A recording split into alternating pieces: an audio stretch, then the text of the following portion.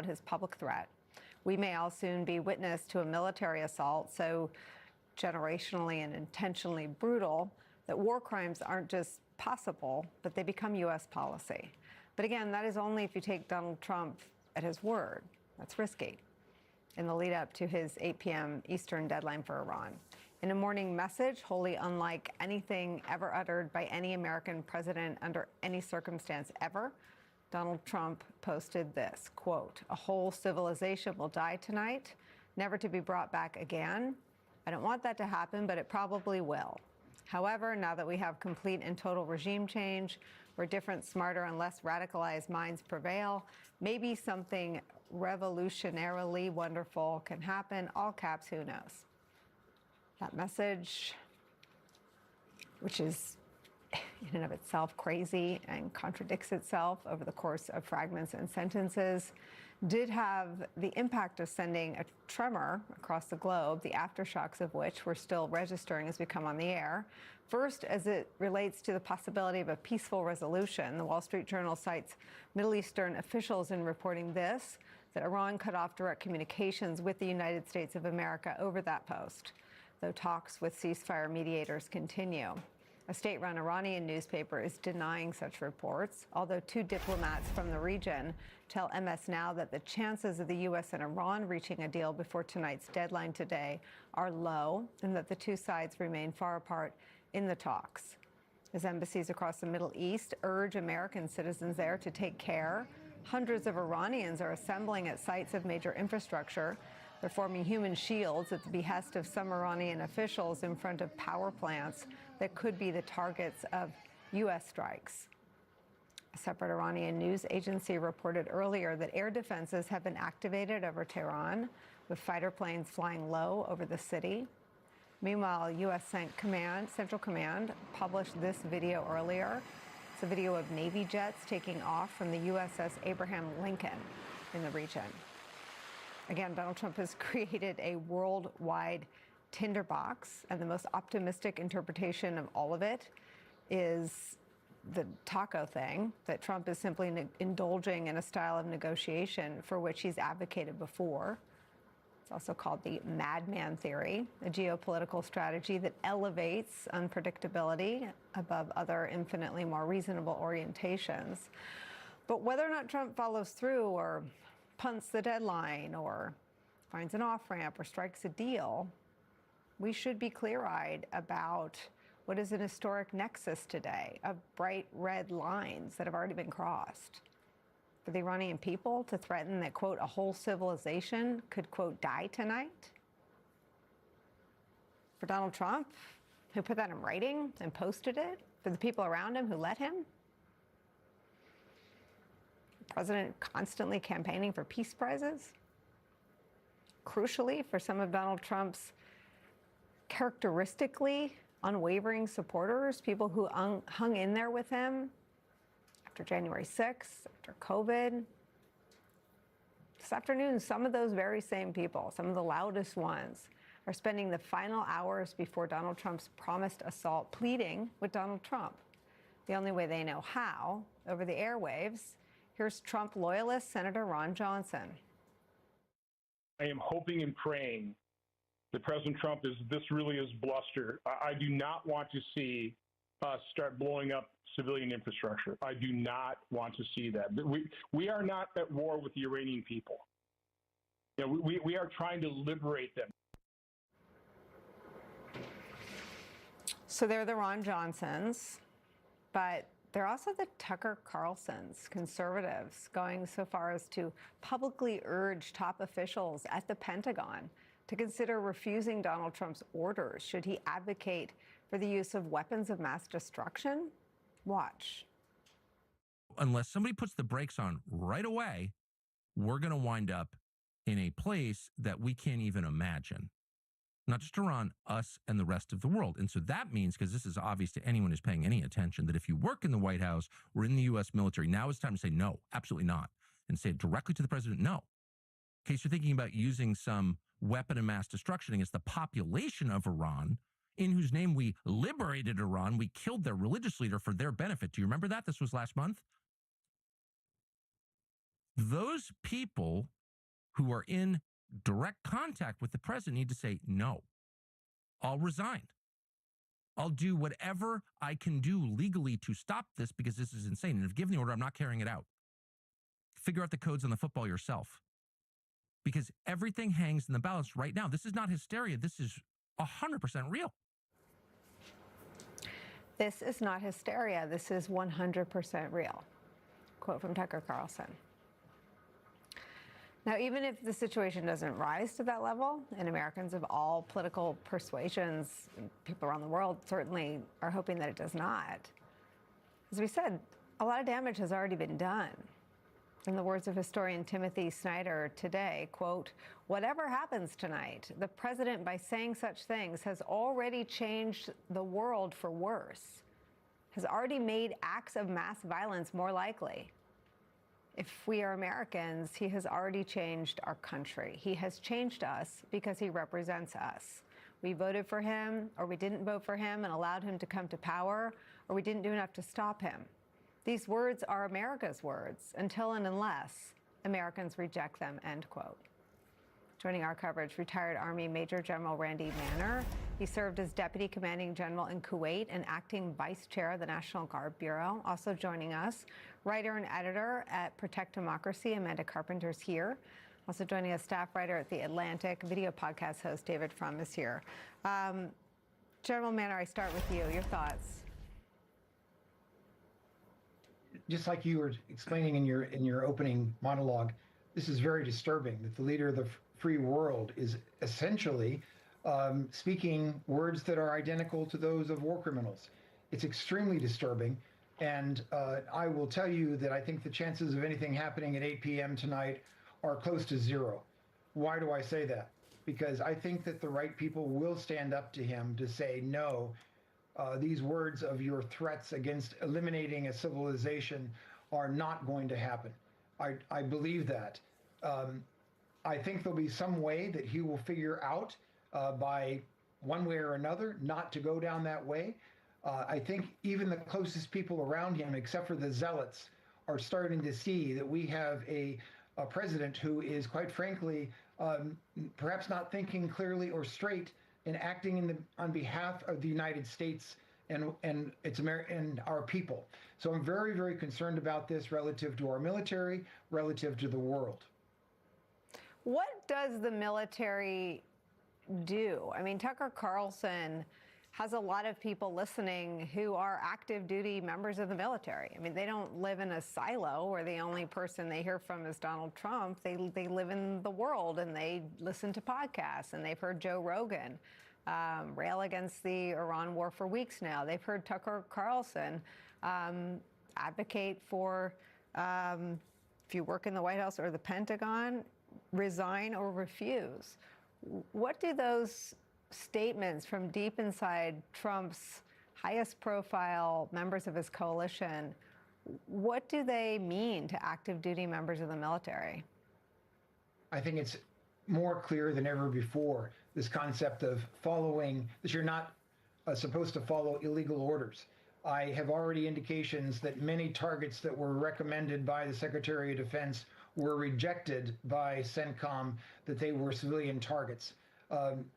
It is something where, again, I don't have firsthand knowledge, it's secondhand knowledge, but I believe that people are already saying no to the hierarchy.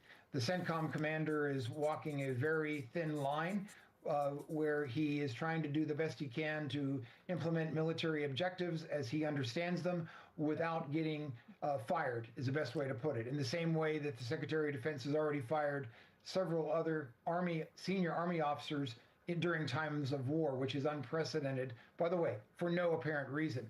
So I don't think the world needs to be concerned, and I'm not trying to dismiss this renegade discussion and this bizarre behavior of our president, but I don't think that anything substantial is going to happen tonight at 8 p.m. I believe that the answer will be no. I want to just make sure I clearly understand. You are hearing secondhand that Pete Hegseth has ordered strikes that CENTCOM commanders have refused? Has requested. difference between requesting and ordering.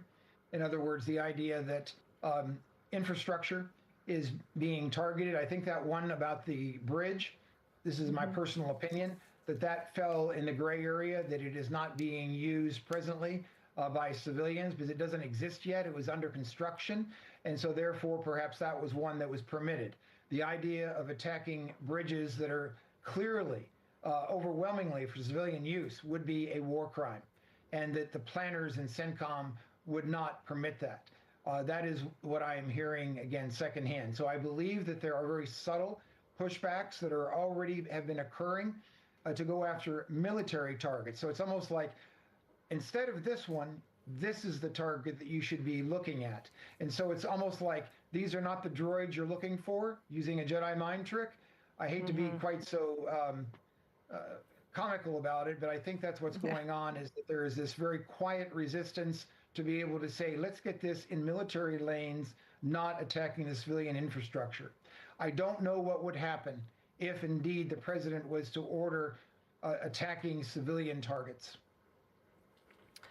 Let me follow up on one other thing that you said, General, and then I want to bring Amanda and David into this. You don't believe anything will happen at 8 p.m. because, as a student of Trump's pattern, taco, Trump always chickens out, or because the order to, quote, destroy their civilization isn't something that's translated? Or why don't you believe anything will happen? Is it because of Trump's pattern of balking and blinking, or is it because what he's tweeted about doesn't translate into operational military orders? It's the latter. It's the fact that when he's saying he's going to eliminate a civilization, there is no capability to do that, even if you use nuclear weapons, which I cannot imagine anybody agreeing with that situation. You could not bring an entire civilization to its knees, and that I just don't think it's going to happen. I'm someone who's of the belief, from a military point of view, while there could be additional airstrikes of some type on military targets, I do not believe that the president's rhetoric to destroy a civilization, I don't believe that's going to happen. Amanda, let me bring you in, and let me add one more voice of dissent.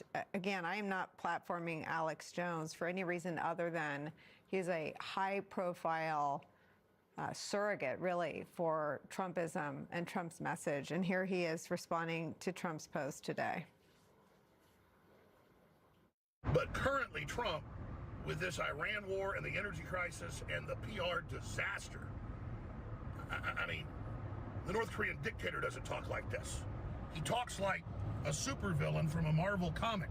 You know, I've backed Trump as he started going sideways the last 8 months overall because there was so much good still being done. But this existential threat to literally the world existing on the extreme end and on the lesser bad end, just economic collapse where it's credited worldwide, it's just too dangerous. It's too existential.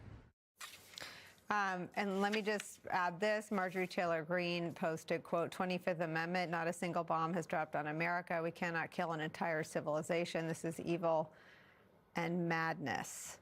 Your thoughts today? I mean, it pains me as an American to say this, but we are clearly in madman territory. And that's why you see everyone speaking out, from Marjorie Taylor Greene to Alex Jones, because it is undeniable at this point. And when you think about it, our best case scenario right now is that our president is a belligerent liar who threatens genocide and war crimes to get his way. I mean, that is the most optimistic reading of the situation. And that's why, you know, on the other hand, I am heartened that people are speaking out. And to be clear, you know, I do want to put Alex Jones in an entirely different category because he isn't reliable on things, but I do think it helps tremendously that people like Major General Manor on this program are speaking out, members of the military who have the credibility, who have been in these situations where they have to evaluate what they're truly being asked to do and what their obligation is as Americans upholding the Constitution. I mean, this is extraordinarily difficult for people who are in the military right now to try to, you know, maneuver in some way to stop terrible damage from being done. And so, you know, I think it's just really important to remember that even though we have an out-of-control autocrat in the White House, we all have agency we all can do something. And I do think it helps tremendously, again, that former members of the military are speaking about this, because it was not that long ago that Trump was threatening Democratic senators with military experience for talking about why troops may need to resist illegal orders. We are in that scenario today, and a lot of people thought they were hysterical, couldn't believe they were issuing those warnings at the time. Well, it's a good thing that they did. Perhaps some people needed to hear it. David Frum, let me just add one more piece of reporting. Joe Kent is the deputy to Tulsi Gabbard, who quit at the beginning of this war. He posted this reaction to Trump's post today, quote, "Trump believes he is threatening Iran with destruction, but it is America that now stands in danger. If he attempts to eradicate Iranian civilization, the United States will no longer be viewed as a stabilizing force in the world, but as an agent of chaos, effectively ending our status as the world's greatest superpower. This would upend our economy and shatter the global order. The process is already underway, yet we still have time to avert catastrophe if Trump finds the courage to pursue serious negotiations rather than reckless rage and destruction." Your thoughts on where we find ourselves at 4:16 p.m. in the East? Here's how it looks to me. Trump is like a man who's got his coat stuck in a car door and is banging on the car to let the coat go. I published today an article in The Atlantic with the timeline of Trump's appeals to the Iranians to let him go, because he missed one obvious thing, a thing that occurred to everyone who's had to look at the strategic problem of Iran since the Carter administration, if not before, which is Iran controls the choke point of the Persian Gulf. If you are going to fight Iran, you have to have a plan for what to do about that choke point. Donald Trump, I mean, I'm sure there are plans in drawers, but Donald Trump didn't have a plan. And he didn't have a plan because he had not got any political permission for this war. He didn't go to Congress and say, this is important. He didn't go to the American people and say, the price of gas may go up, but it's worth it.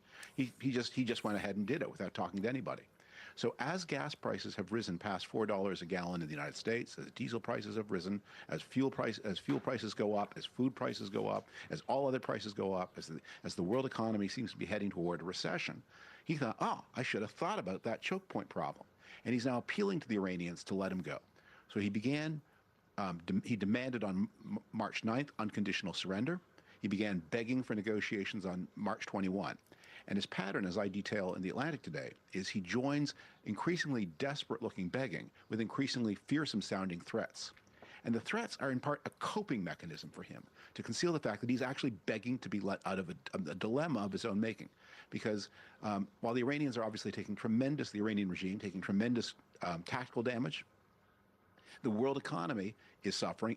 And while the Iranian regime is able to repress dissent, Trump can't repress stock markets, can't repress oil markets. Yeah. The price of Brent crude hit $144 today, meaning still higher fuel prices on the way.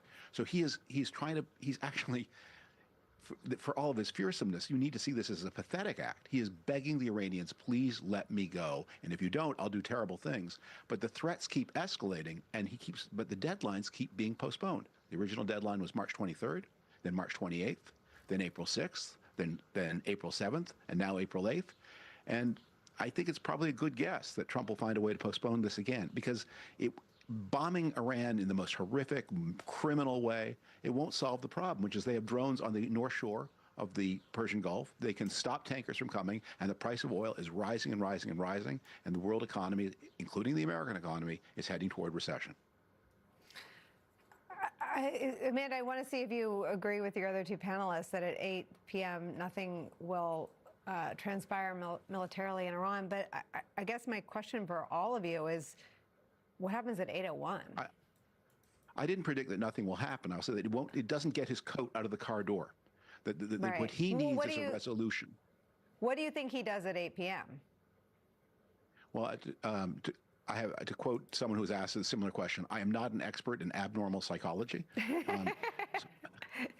So I don't predict what he's, but whatever he does, whatever criminal act he does, it won't solve the problem, which is he either needs by force to clear the Strait of Hormuz, and he has no plan for that and no allies for that, or he needs a negotiation with the Iranians, and he is demonstrating, because despite what he says, he's a terrible negotiator. He lets them see his fear. He lets them see his need. And he thinks that by making these terrible threats, he can conceal the fact that actually he needs the deal instantly, and the Iranian regime does not need a deal instantly. And the Iranians, Amanda, there's no way the Iranians are, I mean, they're capable of understanding that probably 4 posts ago. I mean, we're wondering what's going to happen at 8 p.m. And to me, this is just one of the most disgusting ways Donald Trump has sought to keep us in suspense and try to take control of a situation by creating so much chaos around everyone that we can't really see what's happening. Now, do I think at 8:01 we're going to go to nuclear war? No, but also I can't let my brain actually imagine that possibility because it would be so horrifying. So I want to stay right here where we have the President of the United States threatening genocide and war crimes to attain objectives in a country that aren't even clear, right? Like in a functioning democratic society, citizens should expect to be able to understand the rules and policies that they live under.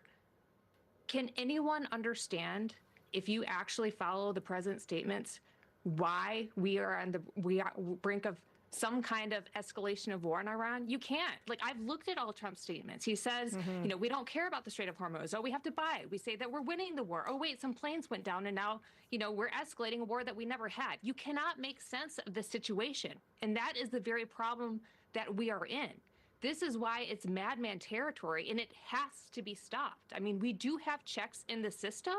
They need to be used. We have Congress. We have members of the military. And how much more do people need to see in order to understand how bad this can get? We are already suffering the consequences of an out-of-control autocrat in the White House who is destroying our democracy and taking the economy down with it. Has anyone else looked at gas prices? Yeah. I mean, in his treatment of the military remains opaque to a lot of people out of the military, which I would echo Amanda's gratitude for you, General Randy Manner. Thank you for starting us off and pulling the curtain back on what it means for the military. We're grateful to you. David and Amanda, stick around. When we come back, how Donald Trump got us right here. New reporting today on how he chose to ignore his own military advisors and VP, instead choosing to listen to what Bibi Netanyahu told him in a briefing. Former White House National Security official, retired Navy Admiral John Kirby, will join us for that conversation. Plus, does Congress have the will to do what they have the power and the authority to do to stop Donald Trump? We'll talk to a leading House Democrat on the looming national security threat and questions of corruption within the Trump administration, which have gone unanswered.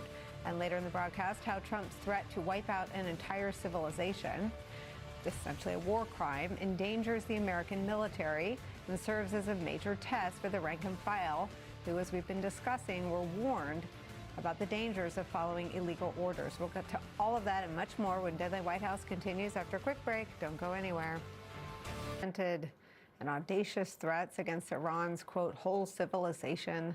We are learning more about how we got here, how he came to the decision to go to war amid warnings from members of his own cabinet in the room. New York Times' Maggie Haberman and Jonathan Swan report this.